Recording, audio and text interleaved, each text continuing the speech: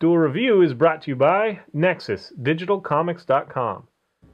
This week on Duel Review, we do IDW's The Crow comic, followed by Dead Nation, and then Spira for our focal point. That's right, our anime is Yobi the Five-Tailed Fox, and our movie, the Underworld series. All four of them. I'm RJ. And I'm Nick. Let's get to it.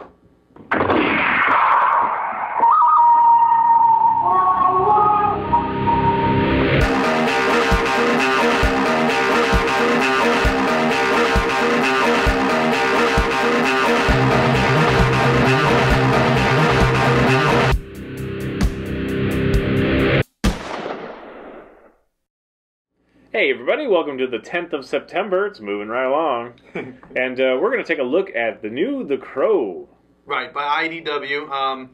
The Crow has seen many different publishers. This time it's IDW, and they plan on doing an ongoing mini-series. So essentially you're going to have a short mini-series, and then another short mini-series, and then another short ongoing mini-series. series of mini-series. Ongoing series of mini-series, which is weird to say. So this one is written by John Shirley, who co-wrote the original movie way back when in 1994 with Brandon Lee, and it's the art is by Kevin Corden, right? Yeah, Kevin Colden. My apologies. These are the first 3 issues that have been out so far. Right. Now I wanted to bring up the covers real quickly because they can throw you off. Some of the covers are literally stolen from other Crow comics. So I remember seeing, and these, with the exception of the first one, these are the ones that directly. I'm sorry. I'm trying to get the right order here. It goes. There you go. 1, This one. Oh yeah, there you go. 1, 3, 2, 1. There you go. Whatever. So the covers have been directly stolen from other Crow comics. Like I saw the Image versions of it in there. I saw the original Crow comic book in there. I even think I saw a Dead Time cover in there, but I'm not 100% on that.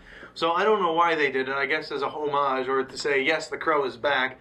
But it kind of throws me off. Now the first one is the only one that I have that doesn't actually have the main character in this series, whose name is Jamie. What's his last name? Osterberg, who is an American. Obviously a German descendant American. Yeah. Well, maybe he is German, but there's another German in there. They speak English, so I assumed that they were American or English. So Jamie Osterberg is an exchange student in Japan. He falls in love with Haruko, and there's an interesting plot between them and Biotrope, which is a major corporation. Biotrope is essentially the leaders of Biotrope are stealing people's bodies by implanting their own consciousness into them, and then their spirit gets exchanged. But I don't know if, or gets lost. It wanders around aimlessly, and you actually see the spirits in this one, which is and it can't move on apparently until they're stuck there until the body is destroyed, which is traditional of most ghost stories, where you need to destroy the body in order for the spirit to move on. So that is an interesting plot line. What I'm wondering is it really, because they transfer it in forms of data, so their soul is transferred in form of data. So is it really their soul that gets transferred, or is it just a mimic of their soul? And that's one of the things that I thought I picked up in there, but I've been meaning to ask you, did you get that kind of vibe? Well, I got a vibe that it kind of, they're saying, oh, it's the memories, not the soul. Right. So I think it is kind of a degradation of that soul to be implanted in another body, and that might come in later miniseries or come back in the final issues of this. I don't know. Maybe it's just a throwaway moment. I don't know. But I did pick that up, but it wasn't very strongly, emphasized or outlined or anything like that. So that plot line alone, the simple fact that Jamie's girlfriend Haruko has been stolen, and her body has been stolen, and he must, as well as find her body, he must also find her soul, which is also lost, and we believe to be taken. Some souls there. Thank you. Those are some of his friends, people that he knows, whose bodies have been stolen for the leaders of the corporation. Now there are a lot of similarities in lore, at least. Now over here we have this, I don't know what he's called. I think it's called like a Bonzo character. Oh, the monk. Yeah, the monk. And the monk, I think, is supposed to represent that Skull Cowboy, if you remember him from the other series, who's essentially, I don't know if he's like the Grim Reaper. I don't think his story has ever really been told, but he's like the Grim Reaper, and he's the one who shows the crow where the body is, and then the crow kind of follows that, and follows, helps the reborn embodiment of the vengeful spirit. Yeah, thank you. I don't know if I guess I'm kind of changing gears a little bit. It seems like this one's set in Japan, which we haven't had before. It would be interesting to see if the miniseries go around the globe kind of thing. Yeah, that would be interesting. What's going on? What I'm wondering is, if it's set in Japan, why didn't they just make the main character Japanese? Now, it is true that this is, I think, the 15th incarnation of a crow, and there have been a variety of them. I think there's been three females if you span the comics, movies, and the TV show.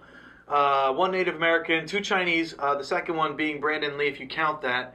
But then again, he was playing an American, so I don't know if you do. And then 1 gay guy. So it is kind of diverse. It has been fairly... Yeah, I would argue why not. Yeah. I mean, maybe that was the plot they came up with. It's it's compelling in a way. Plus, it also, they have this thing where it's in hash, like quote. Yeah, whatever, the greater than and less than tags. Yeah, like brackets. Yeah. To show you that they're speaking Japanese, but it's all in English. So it sort of goes a little way to Japanese to justify that. Right, to justify him being American so that he speaks English. But I don't really understand why they did that, because we were talking and they mix English and Japanese within those quotes, right, or whatever you call them, brackets. So that's irritating. I don't know why they even bother doing that, but whatever. But it has something to do with the story. I don't know. We don't know where it's going to end yet. Right. I think this is actually quite interesting. I'm not really into the Crow lore as much as you are. I got sucked into it. I haven't picked up much of it, but I think this is an interesting take because it involves kind of like a demonic spirit as well that we haven't seen. It hasn't really played a big part yet, right, but that's hinted at, and kind of a spirit blended with like bioengineering, biotech stuff, and then of course the downloading of souls, which at first seemed like that doesn't seem very faithful to the Crow lore. But the more I went on, it's just kind of an interesting, experiment of itself. And there have been moments of, disembodied spirits kind of coming forth. Sure. So it does kind of fit. Just the downloading the soul into another body. That's an interesting idea. I also think it's really compelling how he uses his crow counterpart. I think that's fun. He sends them out to do things rather than, because I'm mostly exposed to the movies and the first comic, the first set of comics. Right. The original James of Barr. Yeah, and they didn't have nearly as much of that kind of interaction. I mean, like the movies you saw through his eyes or whatever, but you didn't like send him out for tasks. Right, but how well can you train a crow to do things? Right? Well, I think that's cool. Yeah. So I don't know. Maybe that's popped up in a bunch of the other lore that I missed. Well, yeah, I mean, the crow itself has he's kind of specifically like, go find him or go right, bring me this or Right. It's like a little dog. That flies. The crow's purpose ultimately is to usher the soul. Well, more than that, but push out the vengefulness. In some iterations, if you become less vengeful, you lose your abilities. You lose your invulnerability, super speed, super strength. So what the crow does is it actively seeks out the people that it wants you to right, defeat. So that's kind of it. So for him to say, go do it, I think the crow would have just done it anyways, because that's more or less its job. And then, of course, he has most crow iterations have the ability to see through the crow's eyes. Some of them can even turn into a crow and fly away. So now, I guess we were talking, and this one doesn't seem to have as much of the time is of the essence. Right. Whereas a lot of the other ones do. Right. A lot of them felt like, you have a job to do it, get it done, and that's it. Some of them even have, like, time limits. Like, what was the one where he had the Gorgon blood on him? What was the name of that one?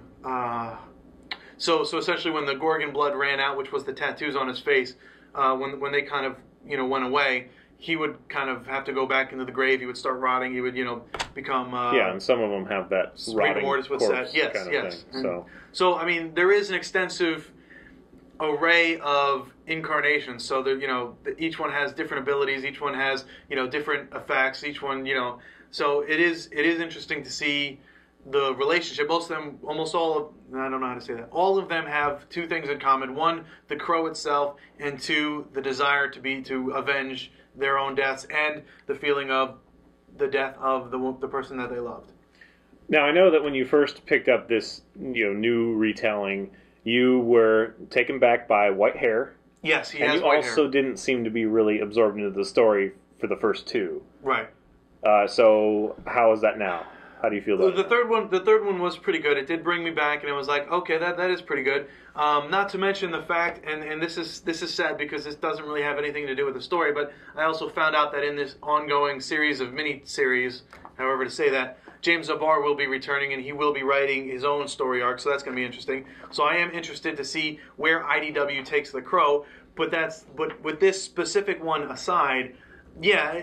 At first I didn't really care. I wasn't interested at all, and then I kind of fell in love with the character, and I was like, okay, yeah, this could work. I'm enjoying this. Well, I waited to read all three of them together, and we don't know how many are going to be in this miniseries. Right. I have a feeling like it's wrapping up, but it could be another 3 issues or something if they want to. I'm not sure. Yeah, we looked for it, but yeah, I couldn't find any information. Just that it's going to be ongoing series of miniseries. So this is the first one. So overall, I have no problem with the white-haired character. I have no problem with that sort of thing. I think there are some fun action scenes. The art is very in keeping with most of the Crow stuff. Yeah. But it is a little bit sketchy and a little rough, and it works for the character, but at the same time, I don't know. I like a little bit cleaner. Yeah, well, I dug the art. I thought it was pretty good. I'm not saying it's bad or anything. Sometimes they have the thing, that whole syndrome where the characters, they lift their head and they look completely different. You know what I mean? Right. Just not in keeping totally, but oh yeah, that's. But it works for this story. So that's another thing. One of the problems that I had with this iteration with Jamie Ostenberg or whatever his last name is, one of the problems that I had was the Crow has always kind of had this kind of poeticness to him, or her, where they speak with a certain way, just to kind of emphasize things. And he does not. The things that he says they just take me back. Like, no, why'd you say that? That is so stupid to say. Why would you say something like that? So that did take me out. And it's but it's also kind of endearing because it's he's like saying, I'm not this poetic person. I try to be, but I'm really not. So I don't know. I'm kind of tossed about that. Mostly, I don't like it, but whatever. We'll see. I just don't like the moments where he has the, who are you talking to, me? Oh, I love saying that, or whatever that. I can't remember what the phrase was that he said, but right. It doesn't seem, brooding in any way. It's just kind of like he's a college kid, which he is, kind of thing. Yeah. So anyway, but there are some interesting things with the father, and the love interest is okay, and it's interesting. So we'll see where it goes. I'm really interested to see what happens with the whole demon thing. Yeah, me too. There's a demon in a box. What's in the box? I don't know. We'll see. What's in the box? That's an Alias reference. And also a 7 reference. Oh yeah, that's right. In a 7 reference. Yeah. And one we just did recently. Anyway. All right, guys. Well, I think that's it. The new Crow, IDW. Go check it out. Follow us on YouTube. Subscribe. And check out our Duel Review playlist. And Fover and Moonflower have been awesome. And please leave comments. We love comments. And you can support us and our new digs. By the way, we bought these at the comic shop right below us. So that's nice. But you can support us by buying our wares at SpiderWolf.com. That's right. See you guys next time. Oh. Yes. Good job. Next up on Duel Review, it's Dead Nation.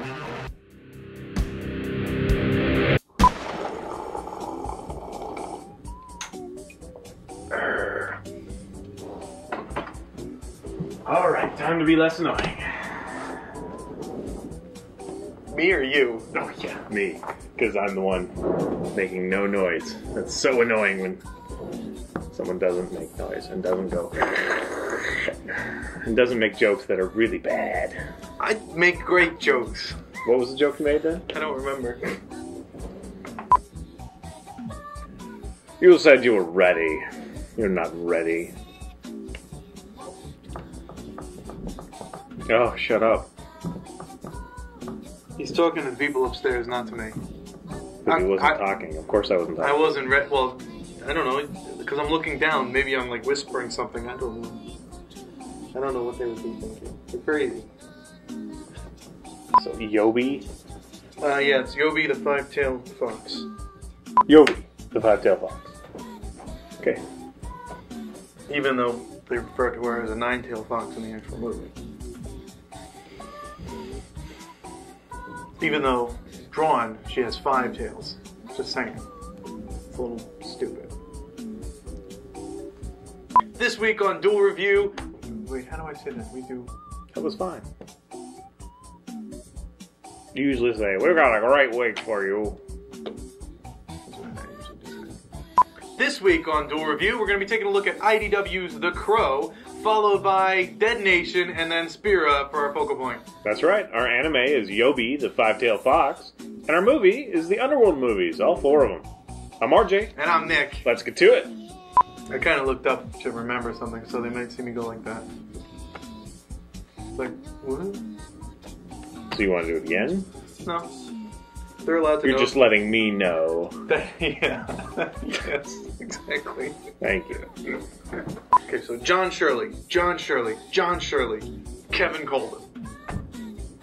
Why is he 4 more times important as... I'm going to forget John Shirley. We're going to start, because Kevin Colden, I don't know, for some reason, I guess it's the alliteration. I would think you'd remember John Shirley because of your stupid joke. The "Don't call me Shirley" or whatever. Ooh, yeah. You just said like 5 times yesterday.